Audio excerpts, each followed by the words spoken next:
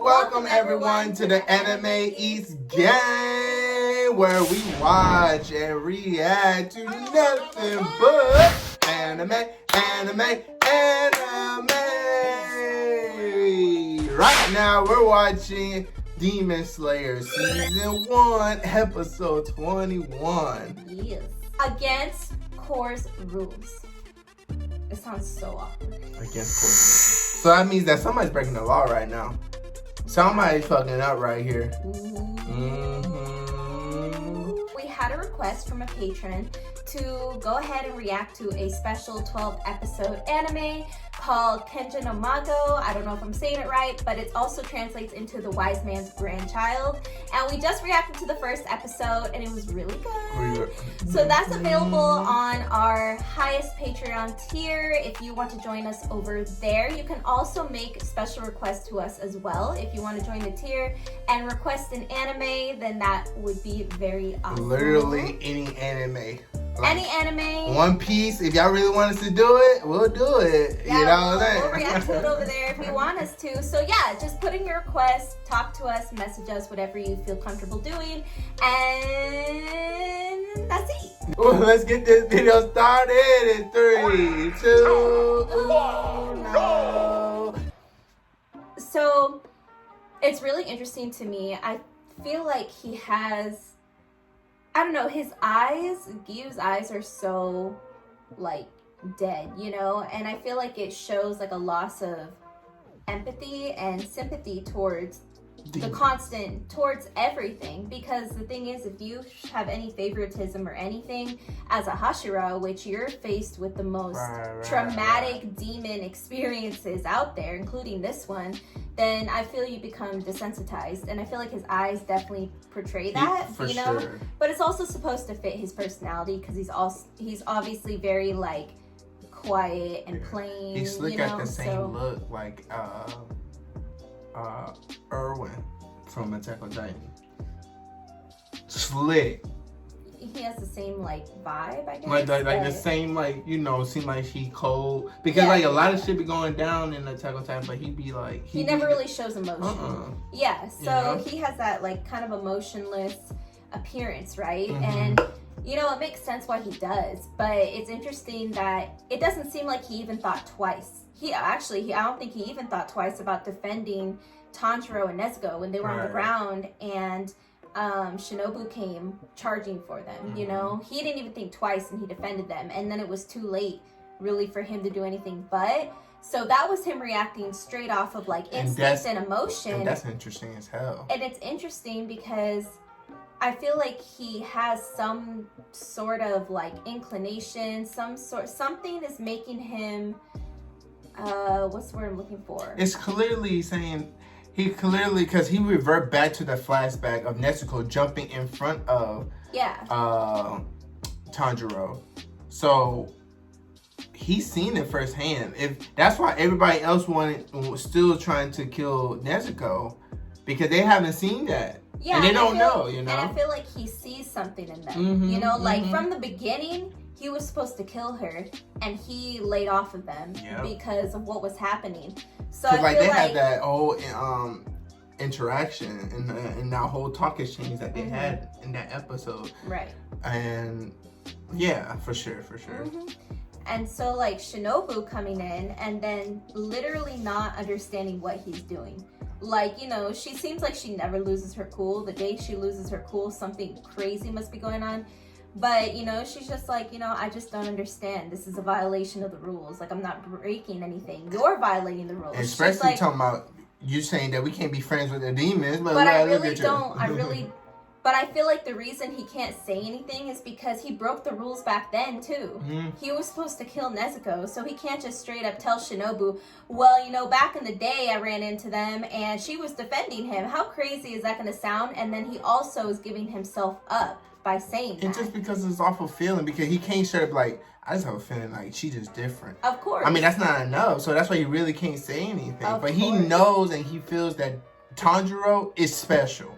And both of them. Yeah, and then he knows that Nezuko is a demon that does not feed off of humans. It doesn't even attack humans, let alone attacking humans. It's only attacking demons.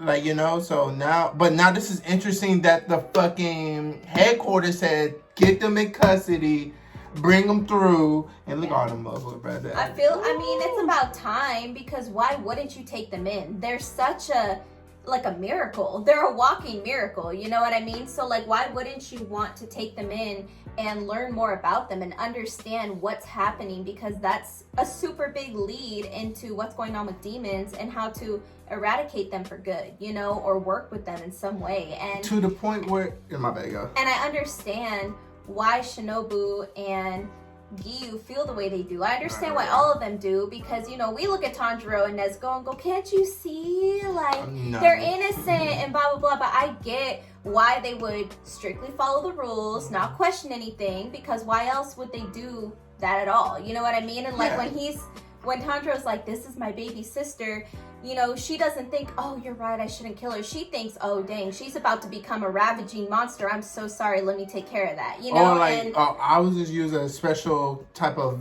you know. Yeah, like her brain doesn't think that there's any other option at all, which is understandable, because once again, one of the things that makes Tanjiro so important and valuable is because he's been given a different perspective that no other Demon Slayer has ever had, that we're aware of, because no other Demon Slayer that we know of has had a family member that's become a demon, but yet doesn't eat humans and has been able to maintain a bond of love with their sibling. Not yet, at you least. know? No, we don't know about any yet. So it's like Tanjiro is the only person like in the world to have that perspective. And that's what makes them so special. I forgot, but like, yeah, I mean, they probably had like a situation where she's my sister, and then they actually did, but like, well, maybe we'll let it slide. Then some fuck shit happened. Yeah. You know, so obviously. I'm sure there's someone that has had a close encounter where maybe they were a new Slayer and they thought that, oh, you know, maybe she's not attacking anybody or he's not attacking anybody. Maybe it's fine. And then come to find out, it's not fine, you know? So, like, they clearly were trained to kill all demons no matter what. Which is understandable. No matter what. We still don't know why Nezuko is such an exception and why Muzan was supposedly there slaying their family. You know, that's still the biggest mystery, and it's obviously connected to Muzan somehow. The reason Nezuko is the way she is. There's no way that it's just a random miracle. Maybe that's Muzan's daughter. I don't think so. I mean, you never know, but I don't think so. But yeah. No, I don't think so. Probably. I don't know.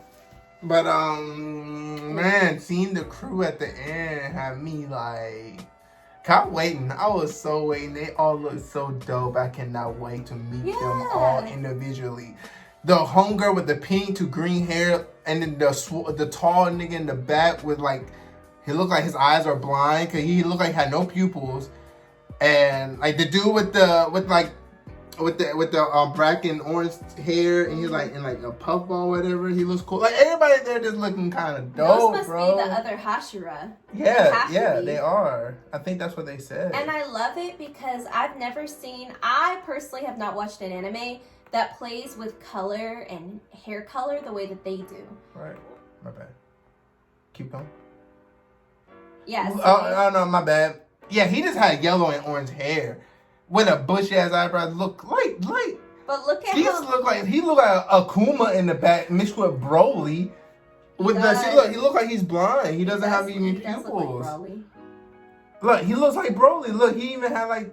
But that look like some Akuma shit. The necklace that he got on from Street Fighter, and then look at this, the pink and green hair. I didn't realize her boobs were hanging out. That's like the most like sensual that Demon Slayer has got so far. And then they look like they. And then the guy over there likes Moomin Rider. And Demon Slayer edition. Go look at him. I'm trying to read it.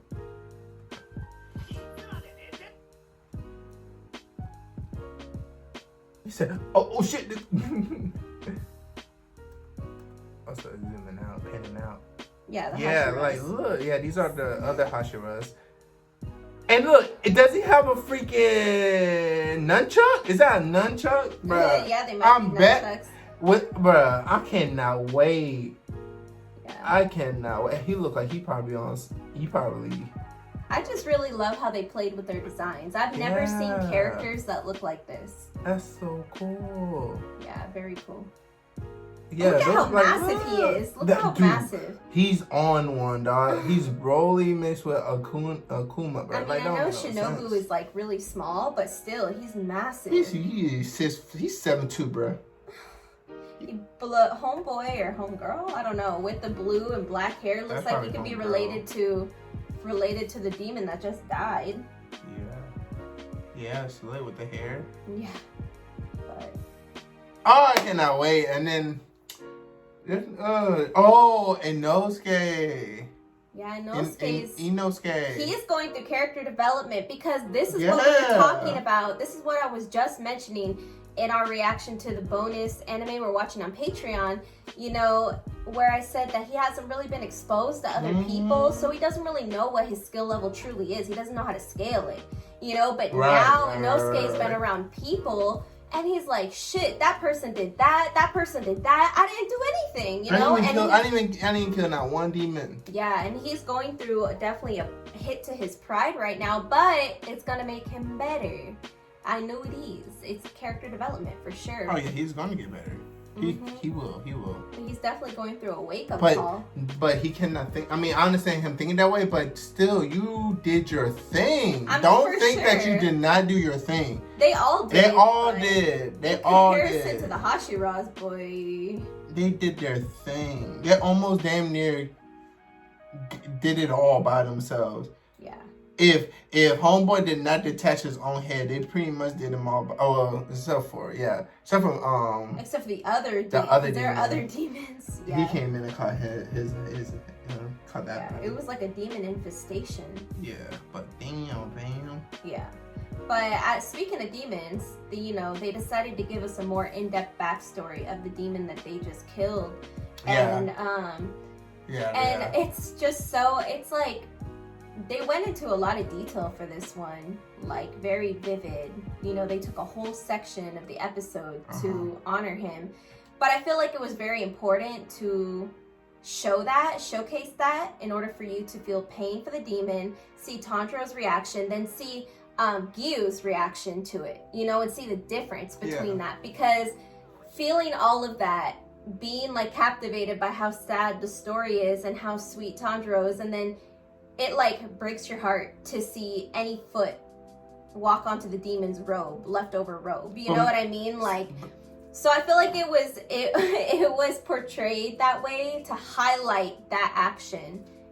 And I think Muzan just smart with who he's giving his demons powers to, because everybody who's that Tanjiro caught bodies with have that low of the low feeling, like the low of the low.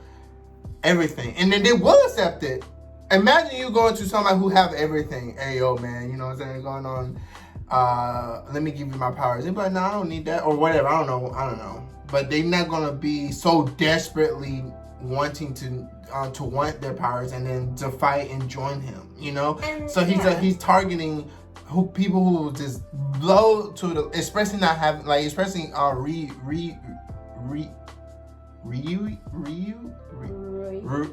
Rui, whatever. He was frail from the jump. He couldn't even barely walk.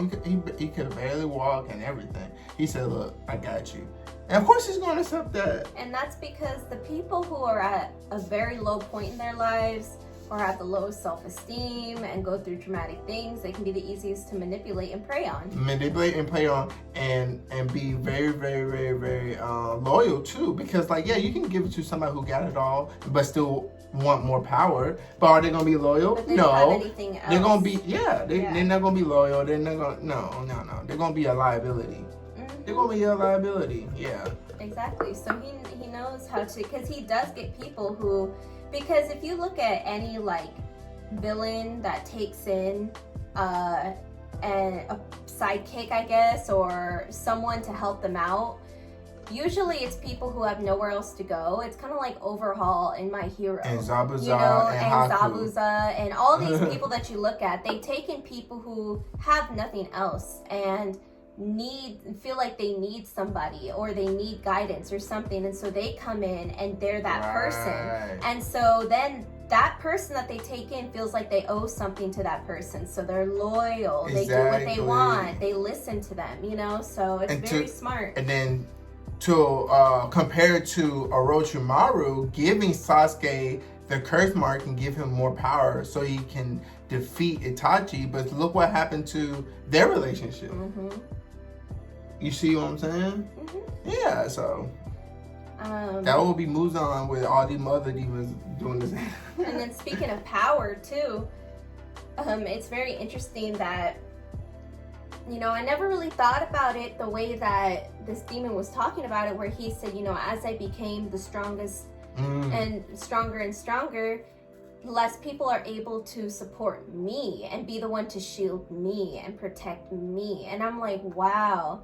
That's crazy, because if you really do become so strong, you know, like you want to be able to rely on somebody, but you really can't because they're all weaker than you. Like I never really thought about it that way, but that just makes being super powerful sound so lonely. But that's for him. I mean, that's especially going to hit him different. Hit him really strong because he wants that. He wants people to jump in and protect him. But if you're that strong and that powerful, there's no reason for it. What are they going to do? That's what I'm saying. They can't really. Yeah, that hit him really hard. Mm-hmm. Yeah, it can be lonely. Tanjiro. That's why. Yeah, it can be. And Tanjiro, I freaking love. Mm-hmm. Mm-hmm. He's just pure-hearted. He's too pure. He's too pure for this world, for any universe. That's the difference between Tanjiro and Homeboy. Yeah. What's his name? Giyu? We thought we covered everything. We didn't go down to the comment section down below and we can have a discussion there. But please, no spoilers. Until next time. Adios. Look. You know how the pagan chit-chat goes. I like R's and V's and O's. I don't really play no tic-tac-toe. Been with chubs through highs and lows. We seen man last night, they froze. Wasn't no cameras, wasn't no pose. Just like that one time at Cella. Good thing, man, we're pulling out phones. Stay in big 6'6" with woes. Man, start dissing and doing repos. They do.